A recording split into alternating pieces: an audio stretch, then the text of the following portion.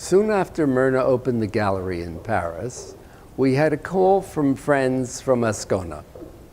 He was an African art dealer, but he had been given the job of dispersing a very big collection of a German collector who lived in Lugano. He called and said, listen, I have 3 or 4 Chinese things in this whole in this whole collection.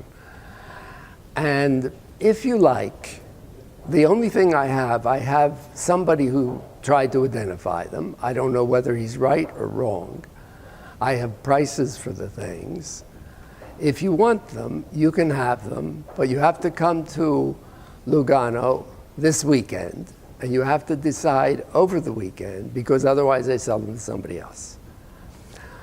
So we took the plane, we flew to Lugano, we arrived there, had dinner at his house, and after dark, he said, would you like to see the pieces? Well, of course we said yes. And he took us to a very big house with a kind of colonnade outside.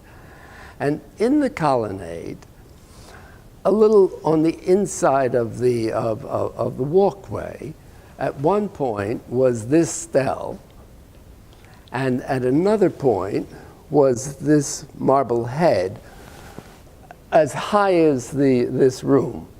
So quite high, you're just looking up at it. And all we had was a flashlight. Well, it was a pretty exciting thing. And after all, it might be a real opportunity. The next morning, we went back to see the things again. We looked. We didn't know any more than we knew the first time. Myrna had just finished a couple of years before the École du Louvre, where they studied 6th century Chinese sculpture. But she'd only seen things in books and a few things in the museum, so that she could hardly be considered an expert on whether it was, in fact, 6th century. But she thought they looked awfully good. We struggled with the idea over the weekend for the full 2 days. What do we do? Do we buy one? Do we buy the other one? Suppose we buy the wrong one, and we choose the one that's a fake, and the other one was real.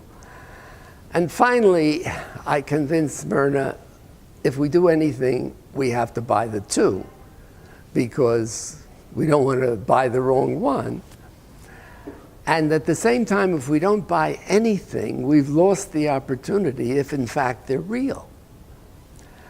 Well, finally we did decide we'd buy the 2, and happily, they are both 6th century.